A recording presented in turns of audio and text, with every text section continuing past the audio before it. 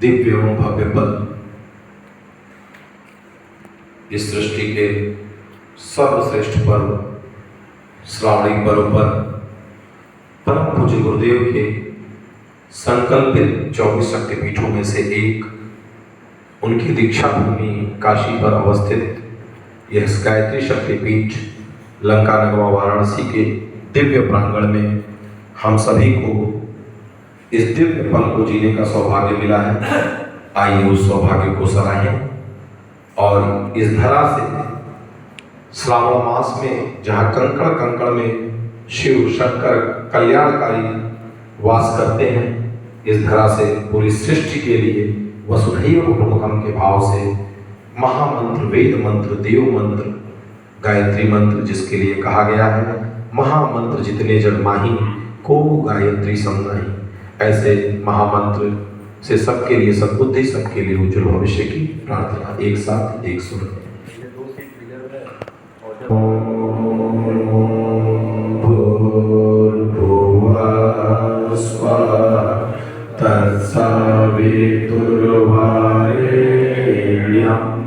भर्गो देवस्य धीमहि धियो यो नः प्रचोदयात्। ज्ञानतिमिरान्धस्य ज्ञानाञ्जनशलाकया चक्षुरुन्मीलितं येन तस्मै श्रीगुरवे नमः। ध्यानमूलं गुरुर्मूर्तिं पूजामूलं गुरुर्पदं मन्त्रमूलं गुरुर्वाक्यं मोक्षमूलं गुरुकृपा। हरने को अज्ञान ज्ञान की ज्योति अखंड जलाई, भूपर लाने स्वर्ग योजना युग निर्माण चलाई।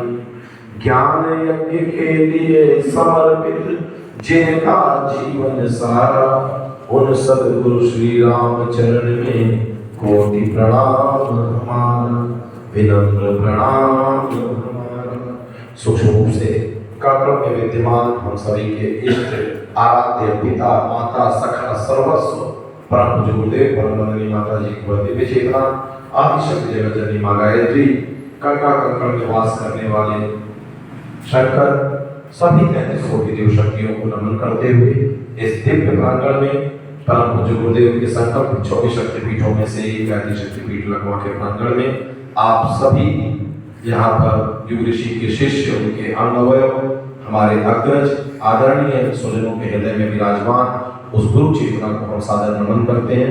इस श्रावणी उपाकर्म के दिव्य अवसर पर सभी का एक दूसरे की ओर से हार्दिक स्वागत, अभिनंदन, वंदन।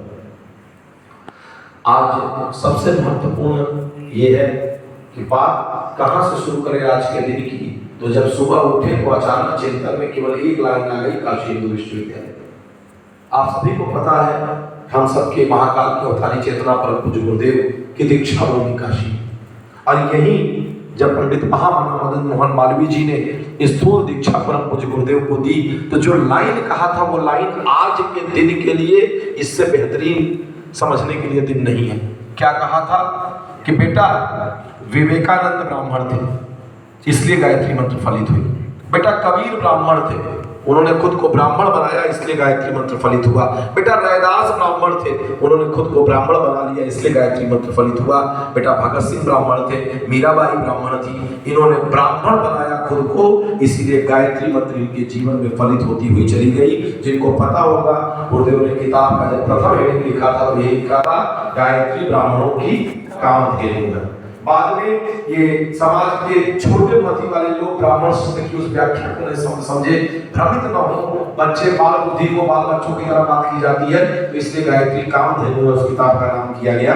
लेकिन सच ये है कि गायत्री ब्राह्मणों की कामधेनु है। गुरुदेव ने कहा था बेटा गायत्री परिवार ब्राह्मणों का परिवार है।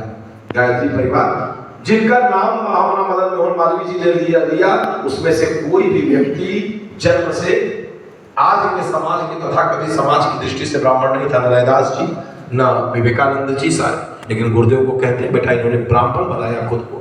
जब व्यक्ति खुद को ब्राह्मण बना लेता है तो निश्चित रूप से ब्राह्मण अर्थात तप त्याग दो लाइन में अगर देखा जाए तो गायत्री मंत्र को लेकर के वशिष्ठ और विश्वामित्र, जिसका जीवन शिष्ट हो, चिंतन चरित्र आचरण खान पान रहन सहन समाज के लिए अनुकरणीय हो, वो ब्राह्मण है।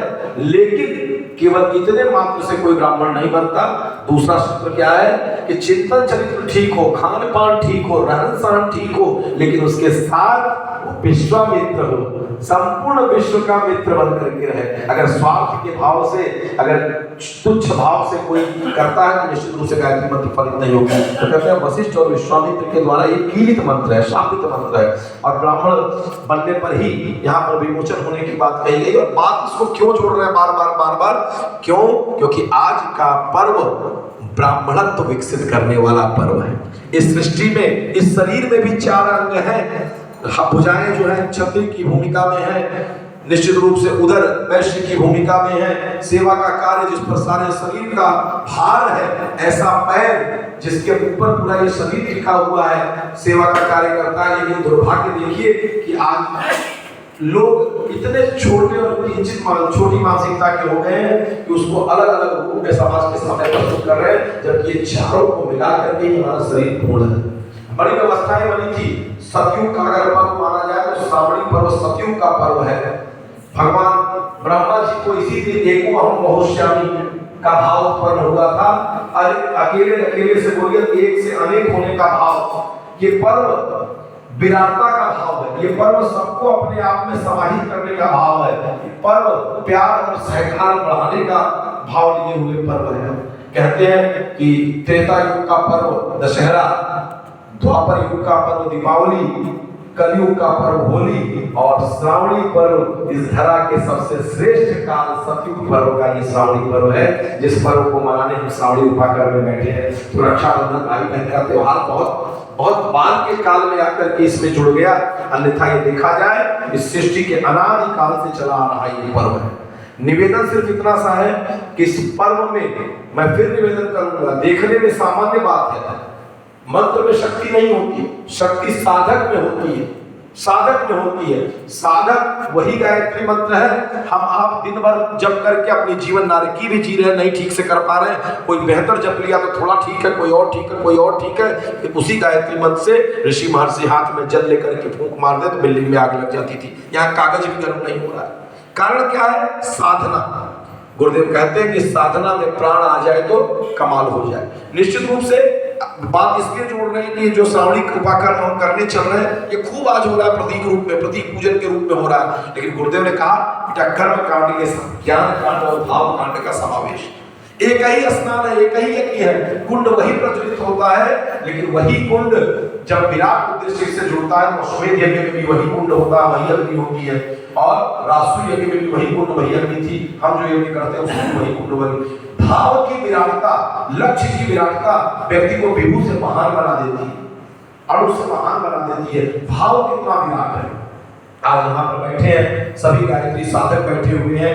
हम सब निश्चित रूप से यहाँ श्रावणी उपाकर्म में जुड़ेंगे। इसमें ज्ञान और कर्म के रूप में शिखा और यज्ञोपवीत का क्रम 10 विधि स्नान के साथ। 10 विधि स्नान कहते हैं कि श्रावणी उपाकर्म में या वानप्रस्थ आश्रम के प्रयोग में और अनेक जगहों पर सब पूछिए तो जब द्विजत्व के लिए यज्ञोपवीत कराया जाता है तो उसके पहले भी इस क्रम को जोड़ा जाता है कि बड़ा ही विशिष्ट, इसे हेमाद्रि स्नान, प्रायश्चित स्नान और 10 विधि स्नान तीनों रूपों में, तीनों नामों से जाना जाता है। हेमाद्रि कई बार लोग उसको कहते हैं हिमालय जैसा महान। अभी हेमाद्रि संकल्प भी करेंगे हम लोग। हेमाद्रि को लेकर कहेंगे कि व्याख्या करके सोने का पहाड़, अर्थात विराट भी और ऐश्वर्य से भरा हुआ है। तो तमाम आज का दिन हम भाव के साथ जुड़ेंगे। बीच बीच में क्रम जहाँ आवश्यक होगा वहां लेते चलेंगे, लेकिन ये ध्यान रखना है कि इसमें 2 चीज है, ज्ञान और कर्म। शिखा उस ज्ञान का प्रतीक, इसीलिए इसमें जब पूजन होगा तो वेद का पूजन भी इसके बाद होगा और ऋषि का पूजन भी होगा। ज्ञान का प्रतीक शिखा हो गया, उसके लिए वेद का पूजन होगा। कर्म के रूप में यज्ञोपवीत, जिसमें पूरा का पूरा को बांध दिया गया है, पूरे शरीर को बांधा गया है। यज्ञोपवीत पूरी की पूरी व्याख्या जो आपसे बात कर रहे हैं, ऐसा नहीं कि मैं कोई विद्वान हूं। ये गुरुदेव ने अपने कर्म भाष्य में पूरे मुके के रख दिया, सारा का सारा लिख दिया। अगर आप देखेंगे तो सारी चीजें मिलती चली जाएगी, कहीं अलग से नहीं दे रहे। तो क्या कर्म कांड में आप देखेंगे तो ज्ञान और कर्म के रूप में यज्ञोपवीत है, और उसी कर्म के रूप में ऋषि पूजन भी होगा। ऋषि पूजन, वेद पूजन के साथ ऋषि पूजन। ऋषि अर्थात जो ज्ञान को कर्म रूप में परिणित करने के लिए तप साधना करते हैं, व्रत प्रतीक्षा करते हैं, तमाम तरह के वो यातनाएं सहते हैं, कष्ट सहते हैं, क्यों? उस ज्ञान को कर्म रूप में परिणित करने के लिए। क्योंकि ज्ञान तभी प्रभावी है जब कर्म रूप में हो जाए। हमारे गायत्री परिवार के वो सूत्र सभी को याद है, देव संस्कृति के निर्माता यज्ञ पिता गायत्री माता, अर्थात सद्बुद्धि और सत्कर्म, सद्ज्ञान और सत्कर्म की गंगोत्री का नाम ही गायत्री और यज्ञ है। बहुत विशेष रूप से उस क्रम को अभी यहाँ नहीं लेंगे, आगे बढ़ते हैं हम सब। और दशविधि स्नान का जब क्रम प्रारंभ होगा तो विशेष रूप से समझ लें, केवल इन 10 चीजों से स्नान करने के पीछे का भाव क्या है। हो सकता है कहीं सामग्री न भी हो, लेकिन अगर भाव जुड़ गया तो वो कमाल करता चला जाएगा। निश्चित रूप से भगवान ने सामर्थ्य दी है, तो क्यों न उसी भाव के साथ हम भौतिक व्यवस्थाओं को भी शानदार रूप में जैसे अपने जीवन में चलाते हैं, सामर्थ्य है तो सब कुछ ठीक है। लेकिन दशविधि स्नान में जो प्रथम स्नान है कि यह देह जो है वो भस्मीभूत है। ये जीवन का सत्य है। जब यज्ञ भी करते हैं तो अंत में भस्म धारण करते हैं कि एक रोज तो मरना ही होगा, फिर क्यों न श्रेष्ठ कार्य कर मर जाए। तो भस्मीभूत को निश्चित रूप से हम सभी को ध्यान रखना है कि मृत्यु कभी भी आ सकती है। उस संभावित मृत्यु को, इसीलिए जिस बाबा की नगरी में बैठे हैं कहते हैं भस्मी रमाने वाले, भस्म रमाते हैं। अर्थात अगर उस सूत्र को हम याद रखें तो अधिक से अधिक गलत करने से हम सब बच सकते हैं। ये शरीर एक दिन 3 मुट्ठी भस्म ही बन जाएगा। तो प्रथम स्नान की शुरुआत ही जो है वो भस्म स्नान के साथ है कि जीवन मिला है, लेकिन इसके शाश्वत सत्य को याद रखें कि जितना शाश्वत सत्य आपका जन्म है इसकी तो, लेकिन अगर जन्म मिला है तो मृत्यु भी निश्चित है। इस भाव के साथ दूसरा स्नान हम लोग मिट्टी के साथ स्नान करेंगे, अर्थात मातृभूमि के प्रति अपनी ऋण जो है उस ऋण से उऋण होने के लिए। यहाँ एक भाव और है, एक भाव और है जो अक्सर आता है, चर्चा के दौरान भी हम लोग करते हैं कि मातृभूमि में कई बार लोग संकुचित हो जाते हैं। यही विराटता है। गुरुदेव ने अपनी साधना में लिखा वाङ्मय नंबर 1 में कि मैंने जीवन में 3 साधना की बेटा, लेकिन 2 साधना तो मेरे प्रारब्धवश आसानी से होता चला गया। पहला क्या था? मातृवत परदारेषु, किसी स्त्री को मातृवत बहन के भाव से देखना। दूसरा परद्रव्येषु नोष्ठवा, दूसरे का ढंग मिट्टी के समान है। लेकिन तीसरी साधना में गुरुदेव कहते हैं मुझे भी समय लगा, आत्मवत सर्वभूतेषु। तो निश्चित रूप से यहाँ पर अगर छोटे संकीर्ण रूप में सोचे तो कोई कहेगा भारत मेरी मातृभूमि है, तो कोई यूपी पर उतर आएगा, तो कोई उतरते उतरते बनारस पर उतर आएगा, कोई और छोटा बना तो अपने गांव तक चला जाएगा कि नहीं यही हमारी जन्मभूमि है। फिर सारी की सारी यही अगर हृदय विराट बनता चला जाए तो आप नीचे से उठते हुए पूरी वसुंधरा को, अपनी धरती को, पूरी धरती माँ को अपना मान लेंगे और वसुधैव कुटुम्बकम के भाव से भारतीय संस्कृति है बढ़ती हुई चली जाएगी। तो इस भाव से मेरा के साथ स्नान है। तीसरा गोबर के साथ स्नान है कि गोबर खाद का प्रतीक है, अर्थात इस शरीर को खाद बना करके लोक कल्याण के लिए अगर उत्सर्ग करना पड़ेगा तो हम तैयार रहेंगे। जो यहाँ पर गोबर लगा रहे हैं, गोबर के स्नान के साथ गोमय स्नान जो करेंगे, भावना यही है कि शरीर को हम खाद बना करके गुरु कार्य के लिए, लोक कल्याण के लिए। आज दुर्भाग्य देख लीजिए इस समाज का कि एक गांव में एक समय था कि गांव के कल्याण के लिए अगर आवश्यक होता था तो लाख हजारों लोग हाथ उठा देते थे कि गांव के उत्थान के लिए बचाना है तो हम तैयार है बलिदान करने को। लेकिन आज अगर एक आदमी का स्वार्थ टकरा जाए तो पूरे गांव का बलिदान करने को तैयार बैठा हुआ है। परिस्थितियां इतनी विकट हो गई है, कोई उत्सर्ग करने को तैयार नहीं है, कोई अपने को खाद बनाने को तैयार नहीं है। हम सब यहाँ संकल्पित होंगे गुरुदेव के ऋषि के शिष्यगण। चौथा, आप स्नान करेंगे गोमूत्र क्षार प्रधान है, मलिनता नाशक है। सभी को पता है हमारे अंदर और बाहर के दोष दुर्गुण, शारीरिक और मानसिक दोनों दोष दुर्गुण दूर होते चले जाए। ऐसा इसके गोमूत्र के स्नान के साथ, उसके साथ हम लोग दुग्ध स्नान करेंगे। इतना ही नहीं, हमारा जीवन दुग्ध के समान धवल हो। हम लोक कल्याण में अगर निकले हैं तो गुरुदेव कहते थे अक्सर लिखते हुए कि बेटा इन चीजों को अगर ना अपना पाए तो इससे बेहतर होगा कि लोक सेवा में न उतर करके तुम अपना समाज का ज्यादा भला करोगे।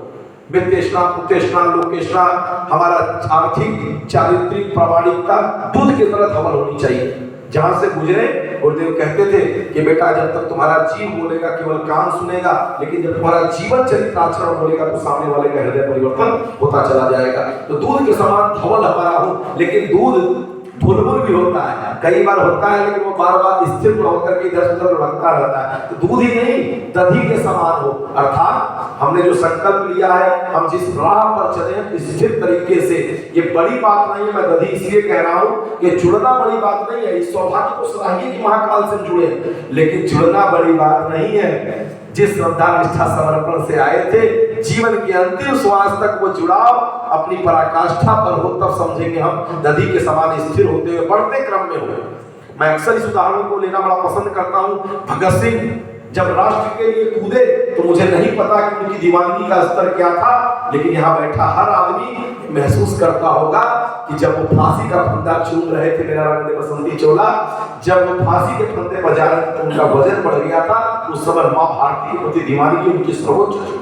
जब मृत्यु के अंतिम सैया पर पहुंचे, श्वास निकलने को हो, तो उस समय जो हमारी आपकी दीवानगी हो, गुरुदेव के प्रति जो समर्पण हो, जो लगन हो, जो पागलपन हो, जो न्यौछावर करने की क्षमता हो, वो जीवन के सर्वोच्च फल हो, तब समझेंगे कि निश्चित रूप से हमारा शिष्यत्व सार्थक हुआ।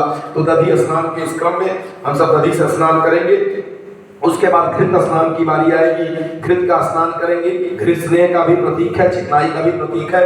निश्चित रूप से गुरुदेव ने प्रेम प्रेम प्रेम, गुरुदेव ने बार बार कहा कि बेटा मैंने जीवन भर महंगे दामों में प्यार को कमाया और सस्ते दामों में लुटाया है। तो ये ऋषि के शिष्य हैं, तो उस प्रेम को हम सब घृत के रूप में स्नान करेंगे कि हम भी गुरुदेव का अगर प्रेम पाए हैं तो उस प्रेम को बांटने का जिसके पास जो होता है वही देता है। और उसके बाद हम लोग सरस्वती हल्दी से जब स्नान करेंगे तो अवांछनीयता से संघर्ष की प्रतिवृत्ति होनी चाहिए। कुशा भी इसी प्रतीक रूप में है कि जो अवांछनीयता से संघर्ष की वृत्ति हो, उसमें तीक्ष्णता हो, उसमें तीखापन हो। और गुरुदेव ने इसके लिए शब्द दिया है, आपको याद होगा, मन्यु जागरण, अनीति के प्रति आक्रोश।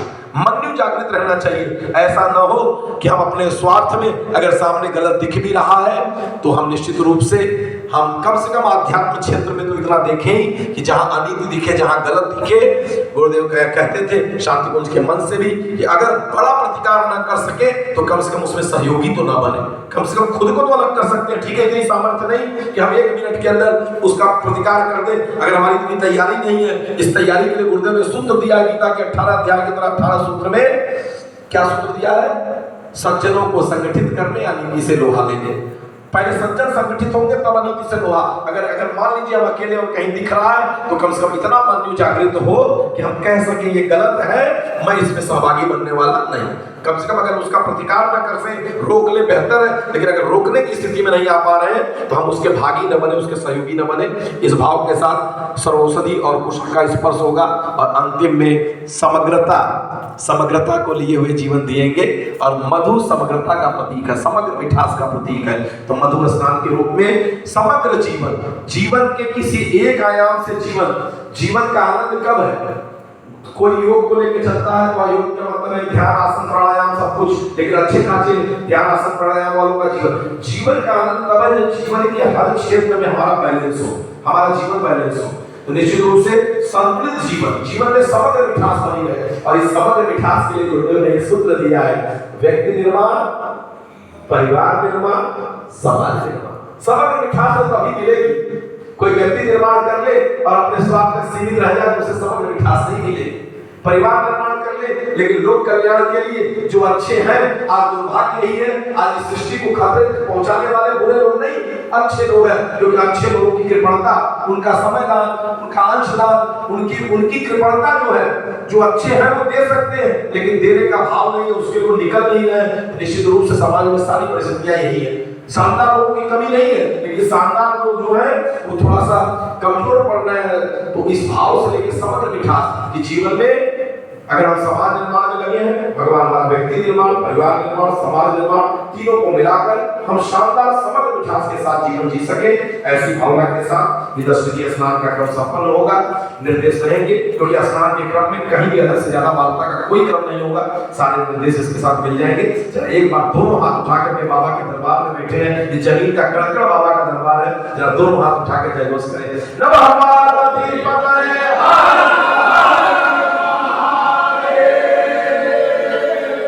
आइए, बाबा की लाइन याद आती है। माँ कहती थी कि बेटा अगर तू नहीं आ सकता माँ के पास, तो उस रैदास की नगरी में बैठे हैं, तो क्या माँ को पुकार दे तो माँ नहीं आ सकती? शामदर भैया कल हो रहा था कि माँ के पास हम लोग नहीं जा पाए, परिस्थिति आज ऐसी है, होना तो वही चाहिए था कि घाट पर पानी में खड़े होकर के दिव्य गंगा जल के साथ संकल्प लेते, लेकिन कोई बात नहीं, अगर शिष्य रैदास ऐसा बन जाए तो माँ को इसी कठौती में जो सामने रखा है इसी में प्रकट होना होगा, इसी में आह्वान करेंगे। और निश्चित रूप से माँ बेटा पुकारे और माँ ना है, सब संभव ही नहीं है। तो आइए माँ को पुकारते हैं जयघोष के साथ, यहाँ आह्वान विशेष करेंगे, दोनों हाथ उठा करके बोले गंगा मैया